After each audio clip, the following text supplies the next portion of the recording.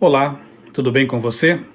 Passou pela Câmara dos Deputados um projeto de lei polêmico, já despertou bastante discussões por aí, que prevê o seguinte: não é permitido daqui para frente, claro, vai passar pelo Senado ainda, mas o projeto prevê que não é permitido que se façam alterações na Bíblia, no texto bíblico, não se façam acréscimos, nem se retire nada, não se modifique o texto. A princípio, é uma lei que parece realmente boa, porque vai preservar, proteger o livro sagrado, a Bíblia. Eu até imagino que a preocupação do proponente deste projeto de lei, um deputado que também é pastor, seja resguardar a Bíblia de adulterações, de alterações, como por exemplo, eu penso aqui num caso, né, a Bíblia King James, que é promovida aí por movimentos LGBTQI+, movimentos gays. Uma Bíblia que é uma paródia praticamente da Bíblia King James, uma clássica Bíblia inglesa, King James. Então produziram aí uma Bíblia Queen James. E há textos ali que foram adulterados, especialmente aqueles textos que condenam as práticas homossexuais. Então, na ótica dos que alteraram esse texto da Bíblia King James, esses textos estariam equivocados, errados. É uma questão de interpretação.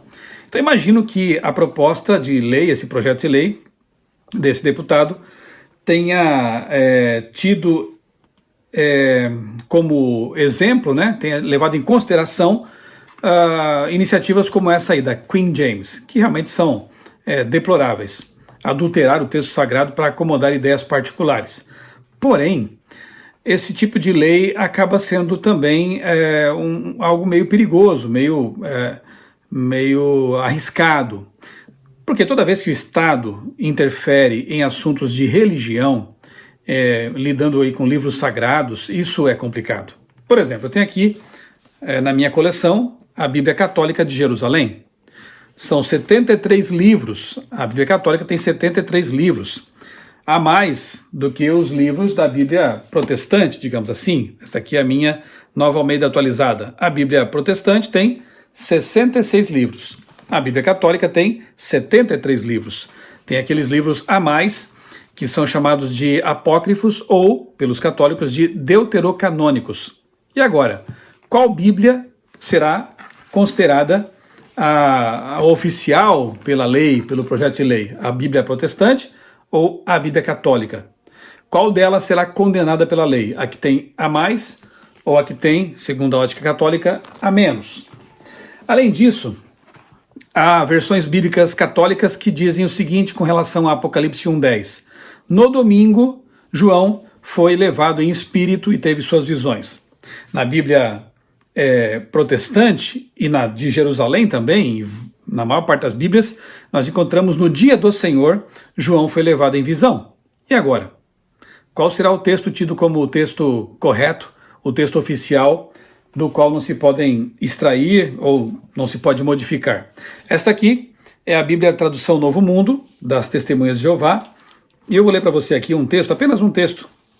João, capítulo 1, versos 1 a 3, eu vou ler aqui na Tradução Novo Mundo e depois eu vou ler na Bíblia católica e na protestante também o que diz o texto. Aqui em João capítulo 1, versos 1 a 3, na Tradução Novo Mundo das Testemunhas de Jeová, está escrito: no princípio era a palavra, e a palavra estava com Deus, e a palavra era um Deus, com D minúsculo. Este estava no princípio com Deus, todas as coisas vieram à existência por intermédio dele, e a parte dele nem mesmo uma só coisa veio à existência. Então note que aqui, na Tradução Novo Mundo, está escrito, veja se consegue ver aí na imagem, está assim: e a palavra era um Deus, com D minúsculo. Eu vou ler para você agora como está na Bíblia Católica de Jerusalém, esse texto aqui. Uma das Bíblias mais fiéis ao texto original, no grego, né, Novo Testamento, e hebraico do Antigo Testamento. João capítulo 1, versos 1 a 3, aqui nesta tradução, diz assim: João capítulo 1, aqui está. versos 1 a 3. No princípio era o Verbo, e o Verbo estava com Deus, e o Verbo era Deus. No princípio ele estava com Deus, tudo foi feito por meio dele, e sem ele nada foi feito. Aí na tradução Nova Almeida Atualizada, aqui está a minha Bíblia, está assim o texto, o mesmo texto, João, capítulo 1, versos 1 a 3. Vamos ver se está de acordo com a Bíblia Católica de Jerusalém ou com a tradução Novo Mundo das Testemunhas de Jeová. Aqui está, capítulo 1, versos 1 a 3. No princípio era o Verbo, e o Verbo estava com Deus, e o Verbo era Deus.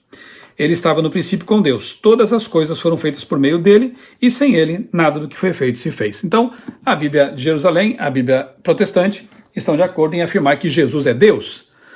Como as testemunhas de Jeová não creem que Jesus seja Deus, para eles ele é um semideus, um Deus menor, quase na categoria dos anjos, eles não creem na divindade plena de Jesus Cristo, eles então adulteraram esse texto de João, e é só você investigar o grego desse texto, você perceberá que realmente não faz sentido dizer que é um Deus. Eles até colocaram entre colchetes, não sei se você percebeu, a palavra admitindo que ela não está no original, e colocam D minúsculo para Deus por conta deles. Agora eu pergunto, e esse projeto de lei vai levar em consideração o texto das Bíblias protestante e católica ou da tradução Novo Mundo? Você percebe como realmente é muito complicado isso? O que dizer das Bíblias infantis, das versões e traduções diferentes? Nós temos Bíblia em linguagem de hoje, paráfrases da Bíblia, enfim. Será um assunto bem difícil de regulamentar. Quem vai fiscalizar isso? E é uma intromissão, repito, muito arriscada essa do Estado em termos de religião, né, no que diz respeito à religião. As próprias religiões deveriam ter a responsabilidade de lidar com esse assunto. Algumas não lidam com responsabilidade, como é o caso aqui da Novo Mundo, tradução Novo Mundo, que adultera textos, né? Agora, essas pessoas terão que dar contas a Deus, como diz aqui em Apocalipse 22, verso 18, que no finalzinho, né, do Apocalipse, diz assim: eu, a todo aquele que ouve as palavras da profecia deste livro, testifico. Se alguém lhes fizer qualquer acréscimo, Deus lhes acrescentará os flagelos escritos neste livro. E se alguém, verso 19, e se alguém tirar qualquer coisa das palavras do livro desta profecia, Deus tirará a sua parte da árvore da vida, da cidade santa e das coisas que estão escritas neste livro. A referência aqui é ao Apocalipse, mas ela vale para toda a Bíblia. O ser humano não tem o direito de adulterar a palavra de Deus, retirar ou acrescentar coisas, como foi o caso lá da Bíblia King James, né, em que eles alteraram versos, mais ou menos como fizeram as Testemunhas de Jeová, para acomodar ideias particulares, doutrinas particulares, compreensões a respeito do texto bíblico. O texto deve ser preservado, mas que as pessoas, as religiões, os que levam a sério a palavra de Deus, zelem por isso, façam isso. E se alguém adulterar a Bíblia, dará contas a Deus e deve ser denunciado, então, no fórum adequado, da forma certa, por aqueles que procuram zelar pela manutenção, pela preservação do texto, de acordo com os originais grego e hebraico. Não é um assunto de Estado. Se o Estado começa agora a se intrometer no que diz respeito à Bíblia, a assuntos de religião, daqui a pouco eles podem determinar, por exemplo, o dia de guarda, o dia de repouso. Ah, sim, isso vai acontecer de fato. Então, já é quase aí, digamos, um ensaio, né? O Estado se intrometendo em práticas religiosas, legislando a respeito de religião. E logo mais, nós sabemos o que isso vai dar, né? O Estado também se intrometendo no dia de guarda, em outras questões também que envolvem as práticas religiosas, e isso não é bom. Por mais que eu discorde do que as Testemunhas de Jeová fizeram com a Bíblia, por mais que eu discorde e repudie o que foi feito com essa tradução King James, eu devo também afirmar, concordar com a liberdade de expressão e liberdade religiosa das pessoas. Eu, lamentavelmente, não concordo com o que fizeram, mas tenho também que dizer que elas têm a liberdade de fazer isso. E depois serem denunciadas pelo que fizeram. Mas a liberdade para fazer, elas têm. Infelizmente é assim. E toda vez que nós cedemos para o Estado, criamos um ambiente perigoso para as religiões. Toda vez que na história a igreja esteve de mãos dadas com o Estado, isso não foi bom, especialmente para minorias que não concordavam com essa igreja majoritária. Houve perseguições, houve inquisição, houve mortes por conta dessa união nefasta. Então nós, adventistas, historicamente defendemos a separação entre Estado e igreja. Não concordamos com o que certos grupos têm feito em relação à Bíblia, aos valores, à religião, mas também não concordamos que o Estado seja instrumentalizado pela religião ou se intrometa em assuntos religiosos, criando aí de novo essa união nefasta entre igreja e Estado. Esse nacionalismo cristão que alguns têm pregado por aí, ele é bem perigoso. E ele não é aprovado por Deus de forma alguma, até porque, no fim da história, nós veremos que uma grande perseguição religiosa será de novo levantada contra o povo de Deus, justamente por essa reaproximação entre igreja e Estado. Esse dominionismo, como se diz, né, exacerbado, em que a igreja está sendo instrumentalizada, como eu disse, pelo Estado, pela política, e vice-versa. Então assim não pode ser desse jeito, né? Então, eu repito, por mais que eu entenda as preocupações desses legisladores, no sentido de querer proteger o texto sagrado, eles acabam criando aí uma brecha, um ambiente, um precedente que não é saudável, não é interessante para a religião. Repito e finalizo, darão contas a Deus aqueles que estão adulterando o texto, acrescentando ou retirando partes da Bíblia Sagrada. Esses darão contas a Deus.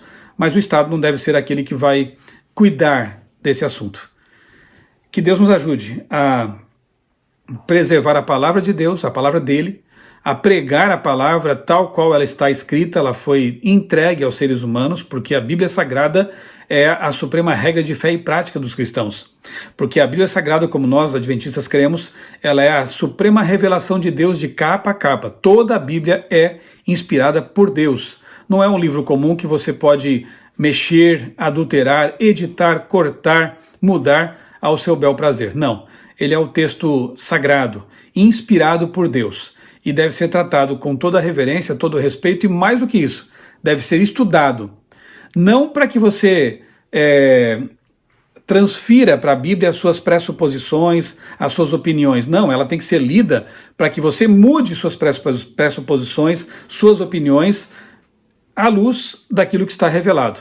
A Bíblia tem que ser aquele elemento que vai mudar a nossa percepção, vai construir nossa cosmovisão, e não o meu horizonte de leitor que vai alterar aquilo que a Bíblia diz, porque talvez eu não concorde com algumas condenações que ela faz contra mim, ela aponta meus pecados, então eu não quero concordar com isso porque eu quero manter meus pecados, acariciar meus pecados. Não é isso que Deus espera de nós. Que nós devemos a sério o que está escrito e mudemos a nossa vida, as nossas práticas, a nossa forma de ver as coisas à luz da palavra de Deus. É isso que Deus espera de nós. Um grande abraço, que Deus abençoe grandemente a sua vida e também a sua família.